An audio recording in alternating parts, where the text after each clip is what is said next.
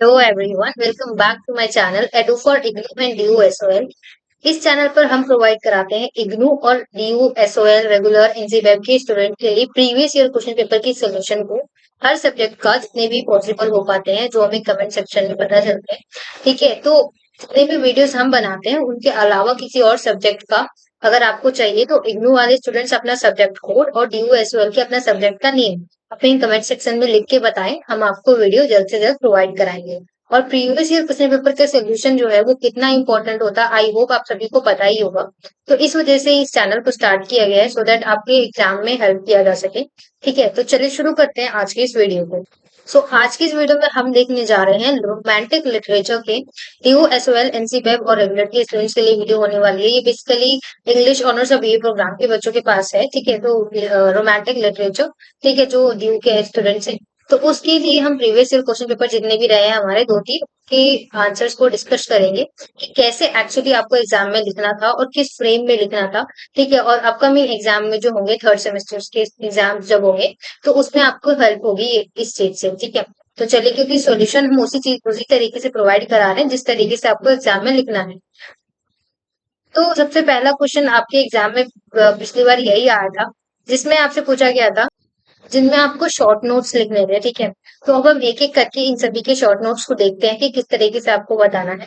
ये तो आपका जो ये पोयम है विलियम ब्लेक का लैम लैम वाला, ठीक है, सॉन्ग ऑफ इनोसेंस। इसमें दो सॉन्ग्स है, song of innocence and experience. ठीक है, इनोसेंस में हम चाइल्डहुड की बात करते हैं और जो सॉन्ग ऑफ एक्सपीरियंस है उसमें अडल्टहुड की बात करते हैं। आई होप आप सबको पता होगा। ठीक है, तो कुछ इस तरीके से वो जो पूरी पोयम है उसमें है। ठीक है, लैम के ऊपर एग्जाम्पल देते हुए पूरी पोयम है, तो उसी के ऊपर आपको शॉर्ट नोट लिखना है फर्स्ट पार्ट में। और बी पार्ट में आपको ये जो फॉलोइंग लाइंस दी गई है उसको आइडेंटिफाई करना है और कॉन्टेक्सचुअलाइज करना है। ठीक है, रेफरेंस के साथ कंटेक्सचुअलाइज करना है। ठीक है, और सर जो हमारा थर्ड पार्ट है उसमें आपको फ्रेंकिस्टन के ब्राइड के बारे में बताना है, जो फ्रेंकिस्टन वाली स्टोरी है हमारी पूरी उसके बारे में। ठीक है, तो सबसे पहले हम पहले क्वेश्चन का आंसर देखते हैं। देखिए, आप जब भी अपना आंसर लिखेंगे ना तो उसमें आपको इंट्रोडक्शन जरूर लिखना है, फिर उसके बाद आपकी मेन बॉडी आएगी और फिर उस तरीके के लास्ट में आपका जब आंसर खत्म हो जाएगा तब आपका कंक्लूजन आएगा। ठीक है, तो कुछ इस तरीके से आपको अपना आंसर फ्रेम करना है, मैं आपको बता दूं। और आपको जितनी भी नॉलेज है वो आपको लिख के आना है। ज्यादा से ज्यादा अगर 15 नंबर का क्वेश्चन है, 10 नंबर का, तो उसमें आपको 2 से 3 पेज भरने हैं। अगर 20 नंबर का क्वेश्चन है तो 4 पेजेस इनफ होते हैं, 4 से 5 पेजेस। ठीक है, तो उतना ही भरना होता है आपको। ज्यादा लेक्चरर्स कहते हैं कि ज्यादा भी भरना हमें सही नहीं लगता है, बस आप क्वालिटी पे ध्यान दीजिए ना कि क्वांटिटी पे। ठीक है, तो अगर आप इतना भी जितना वीडियो में दिया गया इतना भी अगर आप लिख के आते हैं तो आपको बहुत अच्छे नंबर मिलेंगे, बिकॉज ये क्वेश्चन जो है का जो आंसर है वो बिल्कुल क्वालिटी से भरा हुआ है। ठीक है, तो आपको क्वालिटी पे ध्यान देना है ना कि क्वांटिटी पे। ओके, इंट्रोडक्शन की बात करें तो सबसे पहले आपको बताना है कि कहाँ से लिया गया। विलियम ब्लेक द्वारा जो लैम्ब है, द लैम्ब, वो सॉन्ग ऑफ इनोसेंस से लिया गया है, उसके बारे में आपको बता देना है। और फिर आपको लाइन पे आना है कि कैसे जो लैम्ब है वो ब्लेक यूज करते हैं लैम्ब को as a symbol of purity and innocence के सिंबल की तरह ब्लेक जो है लैम्ब का यूज करते हैं। ठीक है, और सॉन्ग ऑफ इनोसेंस में ये थेमेटिक स्ट्रक्चर इसका बनाया गया है। ठीक है, तो ये जो पोयम है वो कंपोज करता है 2 स्टेंजास हर ईच लाइन में। ठीक है, so each posing and answering questions. आपको पता होगा कि जो लैम्प वाला पोयम है वो हर एक लाइन में क्वेश्चन पूछता है और जो राइटर है वही उस क्वेश्चन का आंसर भी दे रहा होता है। तो कुछ इस तरीके से ये होता है। ठीक है, तो ब्लेक जो होते हैं then answers the question by drawing a parallel between the lamp and Jesus Christ. Jesus Christ और लैम्प के बीच में एक पैरेलल खींच के वो जो ब्लेक है वो खुद ही उसका आंसर देते हैं जितने भी क्वेश्चन वो पूछते हैं। कि तो वो जैसे आपको पता होगा वो स्टार्टिंग पूछते हैं हु मेड दी, तुम्हें किसने बनाया है, इस तरीके से। ठीक है, तो इस लाइन में आपको कुछ इस तरीके से शॉर्ट नोट लिख देना कि कैसे ये पोयम क्या है। ठीक है, और कंक्लूजन में लिख देना कि जो लैम्प है वो एग्जाम्पलरी पीस है जो इनकैप्सुलेट करता है ब्लेक्स के एक्सप्लोरेशन को, कि किस तरीके से वो इनोसेंस को एक्सप्लोर करते हैं through the symbol of lamp. ठीक है, तो कुछ इस तरीके से आपको यहाँ पे बता देना है। नेक्स्ट ये वाली जो लाइन थी हमारी, 5 years have passed, 5 summers with length 5 summers with the length of 5 long winters and again I hear। ये वाली जो लाइन है आप सभी को पता होगा, आई होप। ये विलियम वर्ड्सवर्थ द्वारा जो लिखा गया है, lines compose 3 miles above the Triton एबे, जो हमारी स्टोरी पोयम है ट्रिटन एबे, वहां से लिया गया है। तो ये आपको बता देना। सबसे पहले इंट्रोडक्शन में आपको यही लिखना होता है किस ऑथर ने लिखा है। अगर आपको ऑथर के बारे में पता है तो ऑथर के बारे में भी थोड़ा सा नोट डाउन कर दे। ठीक है, लिख दें और फिर उसके बाद भी ये बताएं कहाँ से लिया गया है, किस पोएम से लिया गया है लाइन, ठीक है। फिर आप बता सकते हैं कि कैसे ये जो ओपनिंग लाइन है उसमें वर्ड्सवर्थ मार्क करते हैं कि कैसे 5 साल जो है वो मतलब बीत चुके हैं जब उन्होंने लास्ट विजिट किया था ना टिंटन एबे को। तब टिंटन एबे एक जगह का नाम है, ठीक है। तो जब उन्होंने लास्ट टाइम विजिट किया था तो उस समय को लेकर और अब जब वो बात कर रहे हैं तो 5 साल हो चुका है उस चीज को, ठीक है। और जैसे बताते हैं कि कैसे 5 समर्स भी बीत गए हैं उसी 5 साल के साथ साथ 5 लॉन्ग विंटर्स भी चले गए हैं। तो इस तरीके से साइक्लिक नेचर ऑफ टाइम और चेंजेस जो ब्रिंग्स हुए हैं उस टाइम के दौरान वो उसको बताते हैं कि समर में कैसे सिंबलाइज हुआ है वार्मथ, ग्रोथ एंड विजिलिटी, ठीक है। तो वाइल विंटर जो है वो रिप्रेजेंट करता है कोल्डनेस को, डोरमेंसी को, ठीक है, हार्डशिप को, ठीक है। Repetition of 5 underscores the significance of the time elapsed, ठीक, वो यहाँ पे जो रिकॉग्निशन है 5 ये जो लाइन में यूज किया जा रहा है बार बार पोएम में, वो एक तरीके से टाइम इलैप्स को दिखाता है कि कैसे टाइम के साथ चीजें इंपॉर्टेंट होती है, उनके महत्व को दिखाता है, ठीक है। सो वर्ड्सवर्थ जो है रिटर्न करते हैं टू द टेंटन एबे, ये मार्क करता है कि कैसे sense of continuity and change की, भले ही वो 5 साल बाद दोबारा वहां पे गए हैं बट वो सारी चीजों को देखकर उनके अंदर की सेम वैसी ही फीलिंग्स आ रही है, सेम फीलिंग्स जो है जाग रही है, ठीक है। और वो कंक्लूजन में बता सकते हैं आप कि कैसे ये जो लाइन्स है वो इफेक्टिवली इंट्रोड्यूस करते हैं सेंट्रल थीम को, कि टिंटन एबे जो है वो इंस्कैप्सुलेट करता है पोएट्स के मेडिटेशन को, टाइम को, ठीक है, मेमोरी को, एंडर को, कि कैसे वो चाहते हैं कि मैं अभी भी यहीं पे रह जाऊं, जो ह्यूमन स्पिरिट है वो कैसे शांति चाहती है, पेड़ पौधों के बीच में रहना चाहती है, ठीक है। तो कुछ इस तरीके से आपको इसका आंसर जो है वो फ्रेम करना था, ठीक है। इंट्रोडक्शन और मेन बॉडी फिर कंक्लूजन के साथ। आई होप आपको समझ में आया होगा। अब हम फर्स्ट का सी पार्ट देखते हैं जिसमें हमें फ्रैंकिस्टन के ब्राइड के बारे में बताना है। तो अगेन आपको ये बता देना है कि कहाँ से लिया गया है, ठीक है। ये ब्राइड जो है फ्रैंकिस्टन मैरी शेली द्वारा लिखा गया है, वहां से लिया गया है। और उसमें कैसे जो रिस्पॉन्सिबिलिटी है, आइसोलेशन की कॉन्सिक्वेंसेज ऑफ प्लेइंग गॉड, उसके बारे में यहाँ पे दिखाया गया है इस पूरी स्टोरी। अगर आप इस आंसर के सोल्यूशन को देखने से पहले पूरी स्टोरी अगर पढ़ के आते हैं ना तो आपको बहुत हेल्प होगी और सारी चीजें आपको बहुत अच्छे से समझ में आएंगी। अगर आप लोग कमेंट करेंगे तो हम कमेंट के अकॉर्डिंग, अगर आपके ज्यादा कमेंट्स आ जाते हैं तो उस अकॉर्डिंग हम जो है चैप्टर्स वाइज वीडियोस भी आपके लिए ला सकते हैं। तो बस आपका कमेंट करना है और फिर बताना है कि इफ यू आर इंटरेस्टेड और नॉट, अदरवाइज आप प्रीवियस क्वेश्चन पेपर के सोल्यूशन को ही कंटिन्यू करेंगे आगे फर्दर।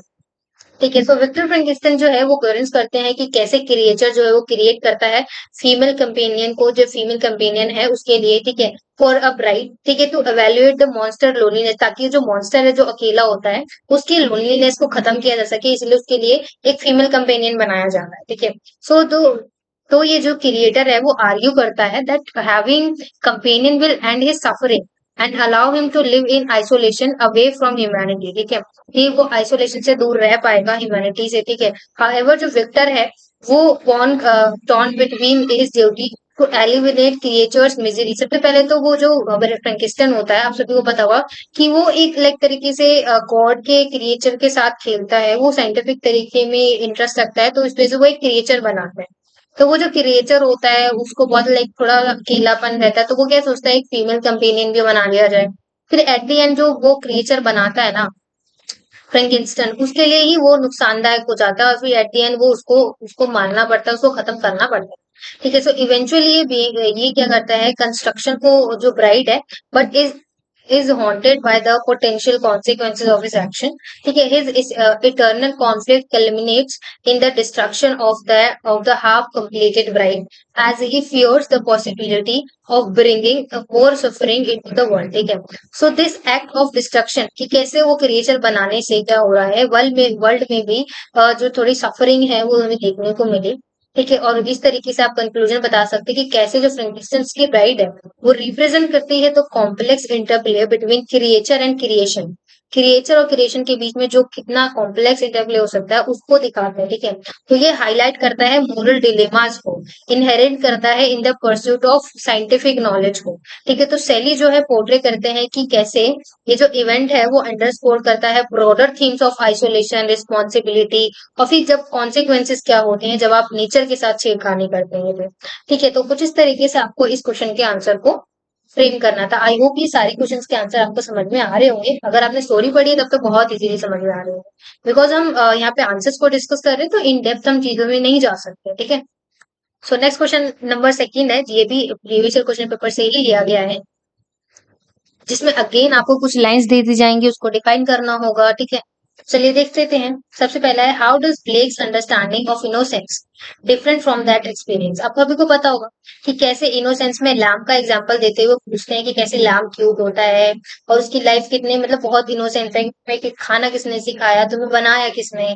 ठीक है, फिर एक्सपीरियंस में आगे जाकर कैसे वो एक्सपीरियंस को दिखाते हैं कि कैसे वो चीज जब बड़ी हो जाती है तो एक्सपीरियंस सारा हमारा खत्म हो जाता है, हमारे अंदर अडल्टनेस आ जाती है। ठीक है, तो कुछ इस तरीके से आप बता सकते हैं। ठीक है, अपने खुद के वर्ड्स में। और बी पार्ट में आपको एक्सप्लेन करना है कि कैसे जो टाइम है विद रेफरेंस टू द टिल्टन एबे, उसके बारे में बताना है कि कैसे showing how it is integral to the poem's structure and the poet's imagination। ठीक है, so these waters rolling from their mountains spring, ये वाली पर्टिकुलर जो लाइन है इसका एग्जांपल देते हुए आपको ये समझाना है। तो चलिए देख लेते हैं। फर्स्ट में आपको अगेन वही बता देना है कि ये कहाँ से लिया गया है, किसने लिखा है। ठीक है, और कैसे इसमें हमारा जो इनोसेंस है उसमें चाइल्डहुड की बात करी गई है और एक्सपीरियंस जो है उसमें अडल्टहुड की बात करी है। इस तरीके से आप यहाँ पे बता सकते हैं। ठीक है, कैसे प्योरिटी दिखाई गई है इस चीज में। ठीक है, तो फिर आपको बॉडी में ये बताना है बेसिकली कि जो सॉन्ग ऑफ इनोसेंस है ब्लेक का, वो डिपिक्ट करता है innocence as a state of purity, joy and embellishment, receiving of the world. ठीक है, poem like the lamb, the chimney sweeper हो गया। From this collection showcases a world seen through a eye of children, filled with simplicity and spiritual grace. Innocence is associated with a harmonious existence। कि कैसे ये जो innocence है वो बहुत ही simply तरीके से चिल्ड्रंस के आई के थ्रू देखा गया है, बहुत ही नॉर्मल चीजों को देखता है, सिंप्लिसिटी के साथ देखता है। परंतु जो सॉन्ग ऑफ एक्सपीरियंस है जिसमें जैसे कि चिमनी स्वीपर हो गया, उसके पास पूरा एक्सपीरियंस आ चुका है और कैसे वो जो है हार्मोनियस एग्जिस्टेंस को देखता है, कॉर्पोरेशन को देखता है, वर्ल्ड की जितनी सारी चीजें हैं, कन्वर्जन। ये जो सॉन्ग ऑफ इनोसेंस एक्सपीरियंस है बेसिकली वो प्रेजेंट करता है एक स्टार्कली डिफरेंट पर्सपेक्टिव को। अडल्टहुड में आप सभी को पता होगा कि चीजें बिल्कुल ही बदल जाती है। ऐसे ही जो जो हमारा पोएम है द टाइगर, उसमें भी ऐसी डार्कनेस वर्जन को दिखाया गया है। चिमनी स्वीपर हो गया, वो रिवील करता है कि कैसे जो वर्ल्ड है वो पूरा suffering, corruption and dis illumination से भरा पड़ा है। ठीक है, उस चीज को बताया है। तो यही चीज है, आपको यहाँ पे बता देना है सारी चीजों को और फिर कंक्लूजन में बता देना कि कैसे ये जो ब्लेक हैं वो एक्सप्लोर करते हैं इनोसेंस और एक्सपीरियंस को। ठीक है, through the reality of childhood and adulthood. ठीक है, सो आई होप आपको ये समझ में आया होगा। नेक्स्ट इसका बी पार्ट देखते हैं, जिसमें हमें टाइम लैप्स के बारे में पूछा गया था कि कैसे ट्रिटन एबे का एग्जांपल देते हुए। तो अगेन आपको इंट्रोडक्शन में वही देखना है, लिखना है कि कैसे विलियम वर्ड्सवर्थ ने लिखा है, ये लाइन कहाँ से ली गई है वगैरह वगैरह। फिर आपको बता देना है कि कैसे जो पैसेज है वो टाइम के सेंट्रल थीम जो टिंटन एबे है उसको स्ट्रक्चर करता है। The poem has and shaping the poets imagination. ठीक है, ट्रांसफॉर्मेशन, कि कैसे इनिशियली जो वर्ड्सवर्थ थे वो रिकॉल करते हैं इनके डिजी रैप्चर्स को of youth characterised by a passionate almost physical connection. ठीक है, एज नेचर, नेचर के साथ उनका कितना अच्छा कनेक्शन था। जैसे कि टाइम चला जाता है वैसे रिलेशनशिप जो है नेचुरल वर्ल्ड के साथ डिपेंड्स करता है, बिकमिंग मोर कम्प्लीमेंटेड। ठीक है, स्पिरिचुअल और ज्यादा हो जाता है। ठीक है, तो कुछ इस तरीके से आप यहाँ पे बता सकते हैं कि कैसे जो passage of time also introduce theme of continuity and change, की कंटिन्यूटी समय के साथ साथ चीजें कंटिन्यू भी होती हैं, चेंजेस भी बढ़ जाते हैं। ठीक है, तो कंक्लूजन में आप यही लिख सकते हैं कि टिंटन एबे जो है पैसेज वो टाइम के साथ इंटीग्रल करता है पोएम के स्ट्रक्चर को और पोएट्स के इमिग्रेशन। ठीक है, वर्ड्सवर्थ जो है वो रिफ्लेक्शन दिखाते हैं, changing relationship with the nature, underscore the theme of memory growth and the transformation of power of the natural world. ठीक है, सो आई होप आपको ये क्वेश्चन भी समझ में आ गया होगा। नेक्स्ट क्वेश्चन नंबर थर्ड पे आ जाते हैं। इस क्वेश्चन को शुरू करने से पहले मैं आपको बोलना चाहूंगी आप चैनल को सब्सक्राइब जरूर करें, ताकि हम जो भी वीडियो अपलोड करें आपको नोटिफिकेशन मिल जाए। और कमेंट से करना, लाइक शेयर करना ना भूलें, बिकॉज इन वीडियोस को बनाने में बहुत मेहनत लगती है। इस मेहनत को अप्रिशिएट करेंगे आप तो हमारे लिए भी हेल्पफुल होगा। ठीक है, सो क्वेश्चन नंबर थर्ड जो भी अगेन क्वेश्चन पेपर से ही लिया गया है, ये सारे क्वेश्चन पेपर आपको क्वेश्चन पेपर में मिल जाएंगे, सारे क्वेश्चन अगर आप देखेंगे तो। और इसीलिए ये क्वेश्चन के लिए जो वीडियो है बहुत इंपॉर्टेंट है अपने आप में। अगर आप चाहेंगे तो हम नेक्स्ट वीडियो में आपको क्वेश्चन पेपर भी दिखा सकते हैं, कौन से क्वेश्चन पेपर से लिया गया है। ठीक है, सो क्वेश्चन नंबर थर्ड में है, O wild west wind thou breath of autumn's begin. And जो हमारा सेकंड है, रेफरेंस टू द कॉन्टेक्स्ट लिखना है बेसिकली इस क्वेश्चन में। आप सेकंड में आर द ग्रेशन अर्न जो है टिपिकली टाइपिफाइज परफेक्शन, उसके बारे में आपको यहाँ पे चीजें बता देनी है। एक सेकेंड, तो यस चलिए शुरू करते हैं। तो जो क्वेश्चन नंबर थर्ड है उसके ए पार्ट को आपको अगेन वही बता देना कि कहाँ से लिया गया है, ode to the west wind से लिया गया है। ये पोएम क्या सेलिब्रेट करता है थोड़ा सा बता देना, और थोड़ा सा ऑथर के बारे में बता देना है। ठीक है, तो बताना है कि कैसे ओपनिंग लाइन जो है ode to the west wind, उसमें शेली एड्रेस करती है वेस्ट विंड को, कि कैसे ऑटम बिगेन होता है, इमीडिएटली पर्सोनिफाई होता है, it is a powerful and dynamic force of nature. ठीक है, the west wind is depiction as a hair changes की कैसे चेंजेस होती हैं उसको दिखाता है। Shelley invocation of the west wind जो है उसका इन्वोकेशन करते हैं, रिफ्लेक्ट करते हैं एडमायरेशन को for its untamed energy and its role in the natural cycle. Natural cycle में कैसे जो विंड्स हैं वो चेंज होती हैं और आती हैं उस तरीके से। ठीक है, सो कि कैसे यहाँ पे जो है this duality is central to the poem's exploration of transformation, as Shelley seeks to harness the wind's power to inspire and rejuvenate his own creative spirits. ठीक है, तो कंक्लूजन में आप बता सकते हैं कि कैसे जो शैली है वो डिपिक्शन करते हैं ऑफ द वेस्ट विंड का as the breath of autumn's begin, कि कैसे जब ऑटम बिगिन होता है तो सांस लिया जाता है, उस तरीके से capture the essence of nature transformation of power, कि नेचर जो है कितना ज्यादा पावर रखती है ट्रांसफॉर्मेशन को। ठीक है, तो नेक्स्ट जो हमारा नेक्स्ट उसमें हम क्रिएशन अर्थ के बारे में बताना था तो उसका देख लेते हैं। इसका बी पार्ट में अगेन आपको वही इंट्रोडक्शन बताना जो उनके ने लिखा है, यहाँ से लिया गया, ये थीम थी वगैरह वगैरह। फिर आपको बताना है मेन लाइन बेसिकली कि जो ode to the grecian urn है वो कीट्स यहाँ पे पोर्ट्रे करते हैं the urn as an object of perfectly beauty, capturing scenes of life frozen in time, कि कैसे लाइफ के जो सीन है वो टाइम समय के साथ रुक चुके हैं। परफेक्ट ब्यूटी का एग्जाम्पल ये जो ग्रेशन अर्न एक तरीके से कलश की तरह होता है, ठीक है, उसको यहाँ पे बताया गया है। ठीक है, so however the urn is also deeply connected to the human life of course, because जो हमारा इमोशन है एक्शन है वो डिपेक्ट करता है। ठीक है, तो ये जो द सीन है on the earn evoke feeling of love Joy and love. ठीक है, reflects the universal experiences of a man. ठीक है, so the ability to evoke these emotions in the observer creates a bridge between the timeless world of art, कि कैसे एक world जो है एक टाइमलेस आर्ट का है। ठीक है, और fleeting nature of human existence, कि ह्यूमन का एग्जिस्टेंस जो है वो किस तरीके का फ्लीटिंग है। तो वो चीज यहाँ पे आपको बता देनी है कि कैसे यहाँ पे क्रिएशन को किस तरीके से बताया गया है। ब्यूटी इज ट्रूथ है, ट्रूथ इन ब्यूटी है। ठीक है, और कंक्लूजन में आपको बता देना है कि कैसे जो क्रिएशन अर्न है वो कीट्स वुड एग्जेम्पलीफाई करते हैं the tension between the eternal and transist। ठीक है, it stands apart from the human life in its timeless perfection, yet it remains connected to humanity through the universal emotion it depicts। ठीक है, सो I hope आपको ये question भी समझ में आया होगा। नेक्स्ट क्वेश्चन देखते हैं, क्वेश्चन नंबर 4, जिसमें आपको बताना है is the society responsible for the creation of Frankenstein और Victor Frankenstein solely responsible for creating his monster. ये क्वेश्चंस ऐसे हैं ना, मतलब बिल्कुल थोड़ा सा घुमा के दिए गए हैं, बट ये बहुत इजी है। आप जो पढ़ के जाते हैं आपको वही लिखना होता है, थोड़ा सा क्वेश्चन के पर्सपेक्टिव पॉइंट ऑफ व्यू को समझना होता है, और आप इजीली इस क्वेश्चन के आंसर्स को भी फ्रेम कर सकते हैं। ठीक है, तो देखिए अगेन हर क्वेश्चन की तरह आपको बता देना ये कहाँ से लिया गया है, थोड़ा सा author के बारे में बता देना।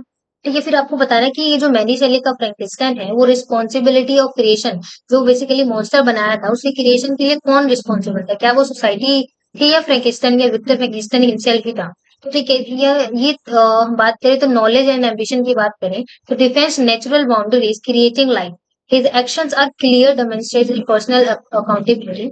He single-handedly assembled the animates। ठीक है, however society is also plays a significant role। भले ही फ्रैंकेस्टाइन ने उसको बनाया हो क्रिएटर को, बट जो सोसाइटी है वो भी बहुत इंपॉर्टेंट रोल प्ले करती है कि जो मॉन्स्टर है उसकी आइडेंटिटी को किस तरीके से बनाया जाए। अगर मॉन्स्टर को इस सोसाइटी ने अच्छे से ट्रीट किया होता, नॉर्मल इंसान की तरह उससे बात करा होता, हर चीज किया होता, तो मॉन्स्टर को लोनलीनेस फील नहीं होता, और वो लोनलीनेस के चक्कर में फिर आगे चलकर वो सबको हार्म नहीं पहुंचाता अगर सोसाइटी ने उसके साथ अच्छे से ट्रीट किया होता तो, है ना। तो इस वजह से ये जो मॉन्स्टर है inherent desires for compassion companionship understanding is continuity thought, कि कैसे उसके अंदर लोनलीनेस आया, फिर वो कंपेनियन ढूंढ रहा था अपने लिए। ठीक है, तो leading him to retreat against the very society that spurned है। ठीक है, so upon gaining consequences, the creature is met with the immediate hostility and rejection from every human encounter। वो किसी भी ह्यूमन के पास जाता था तो उसको रिजेक्शन ही मिलता था। तो इस वजह से सोसाइटी भी कहीं ना कहीं इंपॉर्टेंट है क्रिएचर के मतलब उसके क्रिएशन में। ठीक है, तो इन कंक्लूजन आप बता सकते हैं while Victor Frankenstein bear the primary responsibility for creating the monster. Primary responsibility कौन है, फ्रैंकिस्टन है, बट जो सोसाइटी है वो उसको किस तरीके से बनाना है, मतलब क्रिएटर को कैसे रखना है, एम्पैथी कैसे करनी है उसके अंदर, कलेक्टिव किस तरीके से बनाना है, वो चीज सिग्निफिकेंटली इन्फ्लुएंस करता है उस चीज को। ठीक है, क्रिएचर जो है डिसेंटली इनटू मॉन्स्टर है, देखिए कैसे एक क्रिएचर को मॉन्स्टर में क्रिएट कर देता है, इसके लिए तो सोसाइटी ही रिस्पॉन्सिबल थी ना। इसीलिए आप बता सकते हैं कि कुछ इस तरीके से इस क्वेश्चन के आंसर को आप फ्रेम कर सकते हैं। आई होप ये क्वेश्चन आपको समझ में आ गया हो। तो नेक्स्ट क्वेश्चन पे देखते हैं, इसका बी पार्ट है हमारा,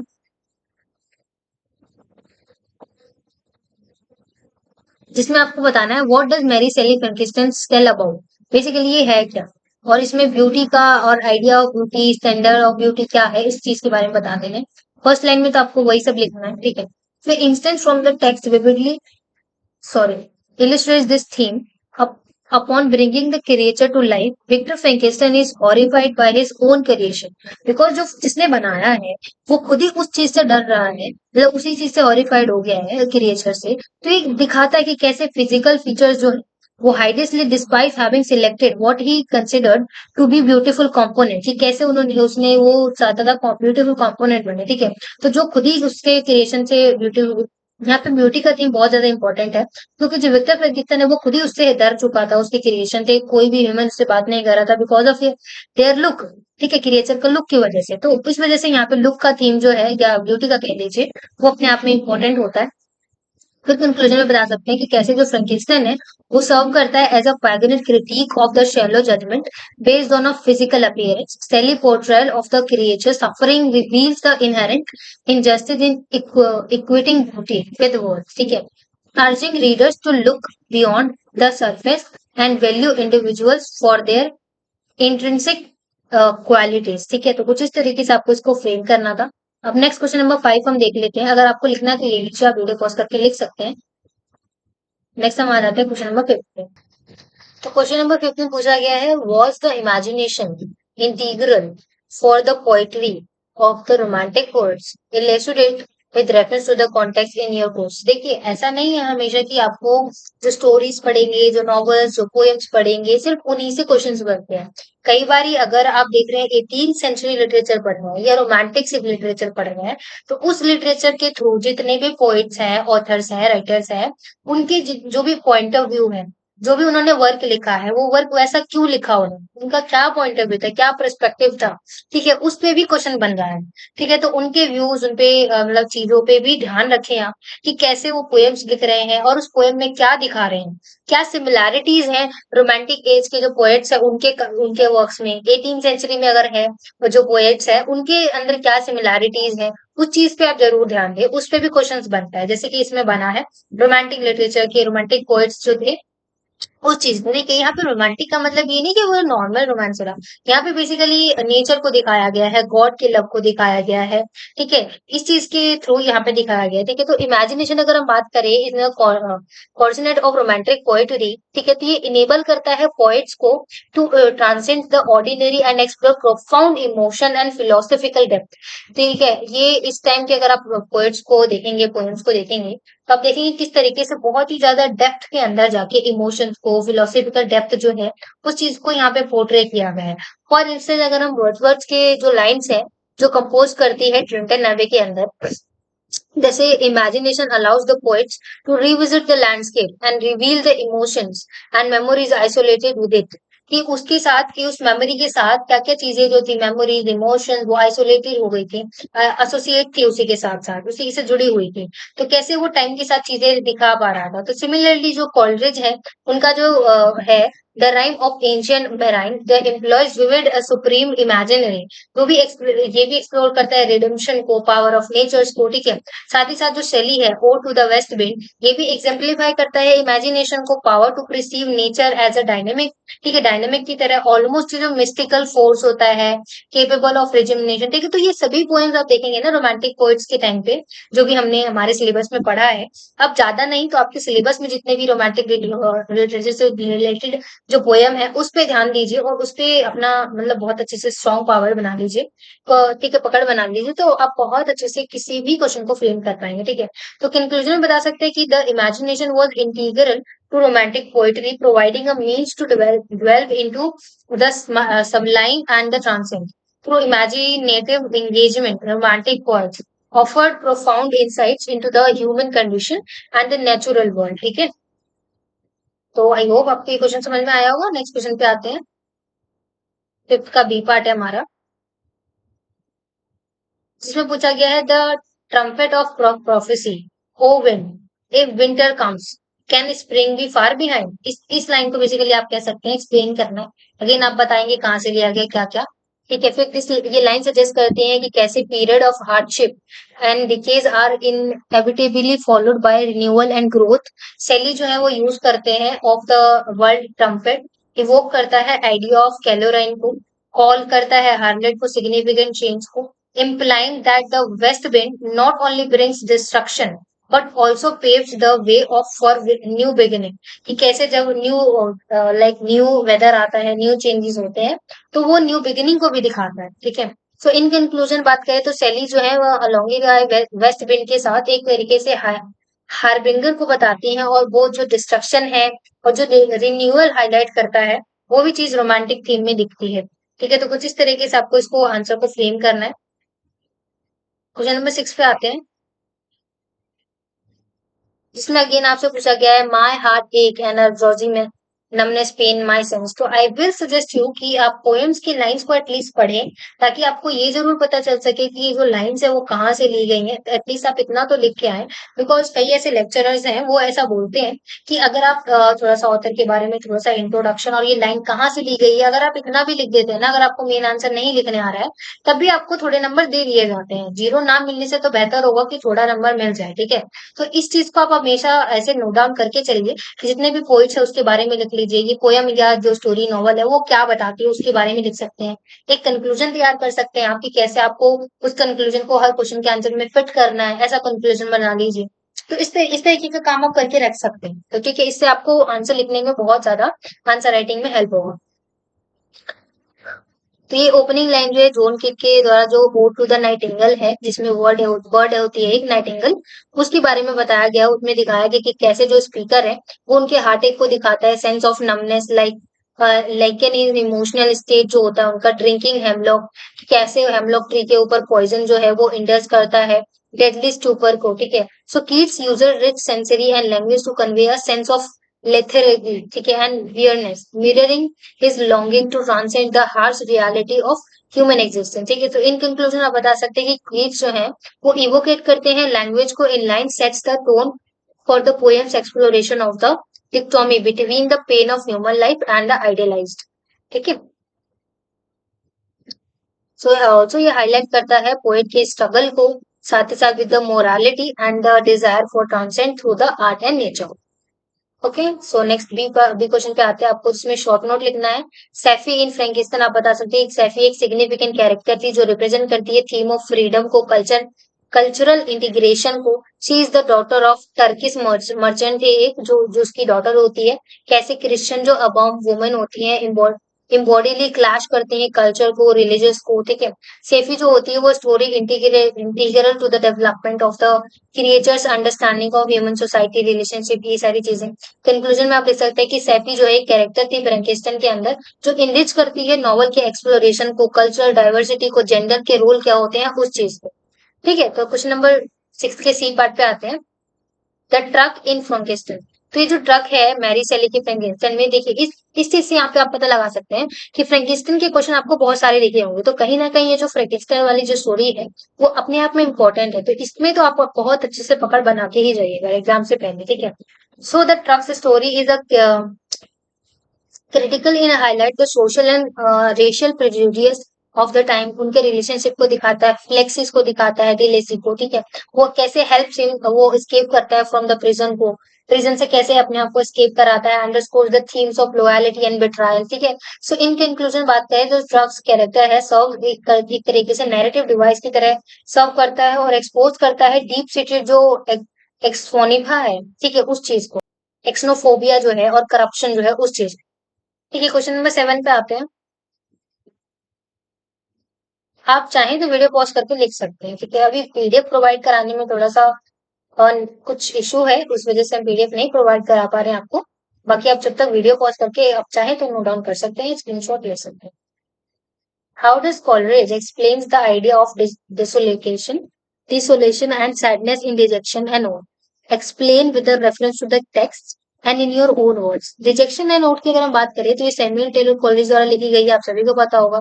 इसमें कॉलरिज जो है मेटाफोर को यूज करते हैं of a storm to convey his inner turmoil, linking his emotional state to desolate landscape, ravaged by wind and rain। ठीक है, तो ये जो पोयम है वो sense of disappear is further emphasized by his reflection on loss, love and rejection, disconnection from his one vibrant imagination, इस चीज को दिखाता है। कंक्लूजन में आप बता सकते हैं कि डिजेशन एंड ओट जो है वो मास्टरफुली कैप्चर करता है पोएट के स्ट्रगल को, जो उनके अंदर की जो डिसोलेशन है, सैडनेस है, उसको दिखाता है थ्रू बहुत ही ज्यादा रिच मेटाफर्स का यूज करके। इंग्लिश ऑनर्स के अगर आप स्टूडेंट्स हैं तो आपको ये तो पता होना चाहिए मेटाफर्स क्या होता है, सिंप्लीफाई क्या होता है, ठीक है, पर्सोनिफिकेशन क्या होता है, ये सभी चीजें आपको पता होनी चाहिए, ठीक है। और ऐसे वर्ड जब अपने आंसर में यूज करते हैं तो इससे आपको बहुत हेल्प मिलती है और आपके आंसर भी अच्छे बनते हैं। 7 की बी पार्ट में पूछा गया explain Shelley enabler of the west wind again give go to the west wind, जो हम ऊपर डिस्कस करके आ चुके हैं, आप देख सकते हैं वीडियो पॉज करके लाइन बाय लाइन। उसी चीज को आपको यहाँ पे दिखा देना कि कैसे ये रिप्रेजेंट करता है नेचुरल वर्ल्ड को, perpetual cycle of decay and rebirth को, रीबर्थ दिखाता है कैसे नेचर के साइकिल के साथ साथ, ठीक है। और साथ ही साथ ये जो विंड है वो regenerative power is thus link to the poet's aspiration for personal and societal rejuvenation, ठीक है, इस चीज को यहाँ पे दिखाता है। नेक्स्ट क्वेश्चन नंबर 8, जिसमें आपको बताना है कि कैसे जो शैली है वो ओzymandias जो पोएम है उसके बारे में बताना है कि explain with the reference to the text. ये इस चीज को आप यहाँ पे थोड़ा सा वो करना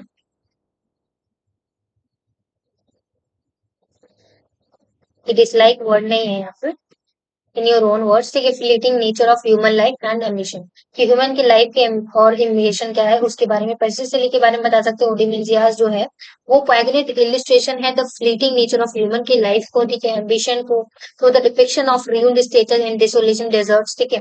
सेली विविडली इमेजिनरी अंडरस्कोर करती है, ट्रांसेंस करती है नेचर ऑफ पावर को, ग्लोरी को, ठीक है। कैसे क्लोजल वर्क जो है ओजिमेंडियास का वो स्टेट को सर्व करता है as a metaphor for the inevitable decline of all human endeavours, ठीक है। ह्यूमन एंडेवर्स मतलब मेहनत, मतलब कोशिश आप कह सकते हैं, ठीक है, नो मैटर हाउ ग्रैंड, ठीक है।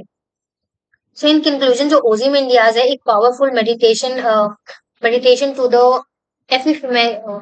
एफिमेरिटैलिटी of human life and ambition को दिखाता है through its evocation imagery and ironic tone, ठीक है।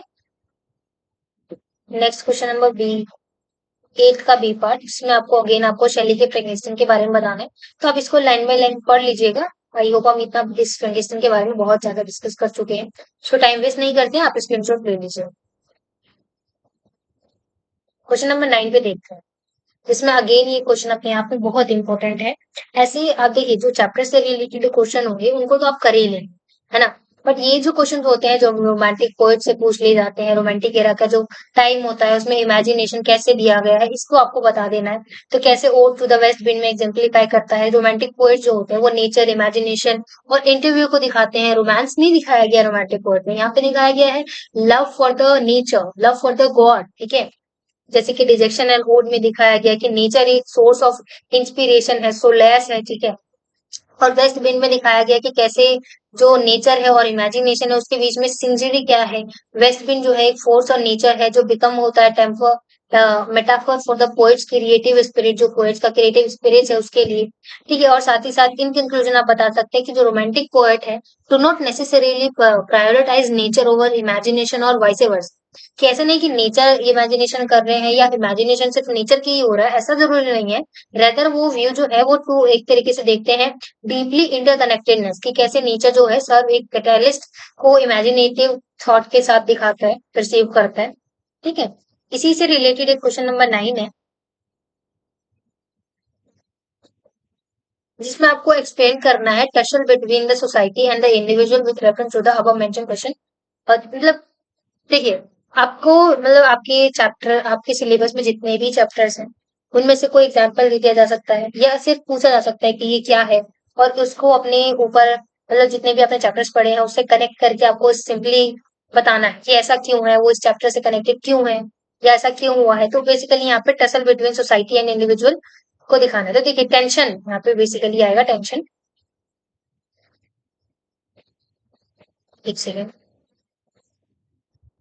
तो यहाँ पे आप टसल की जगह टेंशन लिख लीजिएगा। ओके। इस तरीके से आपको यहाँ पे बता देना है कि जो टेंशन है सोसाइटी और इंडिविजुअल के बीच में बेसिकली किस तरीके से सेंट्रल थीम दिखाता है रोमांटिक पोएट्री में।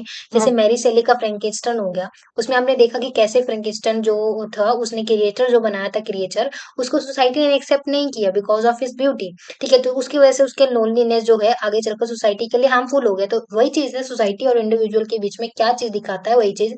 और साथ ही साथ जो कॉलेज का डिजेक्शन एंड ओड है, उसमें भी आप देखेंगे कि जो पर्सनल डिसअपियर है वो बेसिकली जस्टापोजेट करता है against the broader societal backdrop को, हाईलाइट करता है इंडिविजुअल के स्ट्रगल को to find solace and meaning in world. ठीक है, जिससे कि सोलैस मिल सके और जो वर्ल्ड है उसका मीनिंग क्या है उसको फाइंड करने में जो रिजेक्शन एंड ओड है वो भी दिखाता है। और शैली का जो ode to the west wind है वो भी रिफ्लेक्ट करता है इंडिविजुअल के डिजायर को, इन्फ्लुएंस करता है ट्रांसफॉर्मेशन सोसाइटी को। ठीक है, तो जो पोएट है वो सीख करता है हार्नेस को। तो कुछ इस तरीके से आप बता सकते हैं, थोड़ा सा ऑथर्स के बारे में भी बता सकते हैं। ठीक है, ऐसे क्वेश्चन आपको कुछ इस तरीके से आंसर करने होते हैं। ठीक है, आई होप आपको समझ में आ गया होगा किस तरीके से आपको चीजें करनी है। आई होप आपको आज की वीडियो अच्छी लगी होगी। अगर इनके अलावा किसी और सब्जेक्ट का चाहिए तो आप हमें कमेंट सेक्शन में सब्जेक्ट का नाम लिख सकते हैं, सब्जेक्ट का कोड लिख सकते हैं। And don't forget to like and subscribe. Thanks for watching.